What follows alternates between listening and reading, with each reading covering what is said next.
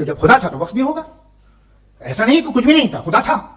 اچھا باقی ایک آپ نے کہا صاحب آپ ثابت کیجئے, آپ کے پاس بھی لاجک ہے, میرے پاس بھی لاجک ہے, میرا ذمہ داری نہیں ہے ثابت کرنا کہ خدا ہے. برٹن رسل نے بڑی اچھی بات کہی, برٹن رسل نے بڑی اچھی بات کہی. میں آپ سے اگر یہ دعویٰ کروں کہ چائے کی کیتلی مریخ کے چاروں طرف گھوم رہی ہے, مارس کے چاروں طرف, تو یہ آپ کا کام نہیں ہے کہ آپ ثابت کریں کہ کوئی چائے کی کیتلی نہیں ہے.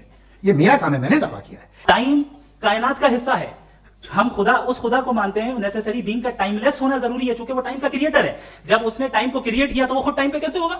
اس نے جب اسپیس کو کریٹ کیا تو خود اسپیس میں کیسے ہوگا؟ اگر وہ ٹائم اینڈ اسپیس کو پہلے سے ہی اس کا پابند ہے تو پھر کس چیز کو اس نے کریٹ کیا؟ لہٰذا یہ سوال غلط ہے کہ خدا تھا تو ٹائم ہوگا. بالکل نہیں, ٹائم کے پابند ہم ہیں, خدا نہیں ہے. ہم فزیکل ورلڈ سے تعلق رکھتے ہیں, وہ میٹا فزیکل ریالٹی ہے. دوسری چیز انہوں نے مثال دی کہ چائے کی کیتلی ہوا میں گھوم رہی ہوگی, اور پتہ نہیں شاید وہ برٹن رسل کا انہوں نے حوالہ دیا. بہرحال یہی پرابلم ہے. پرابلم یہی ہے کہ ہم چیزوں کے درمیان ڈفرینشیٹ نہیں کر پاتے.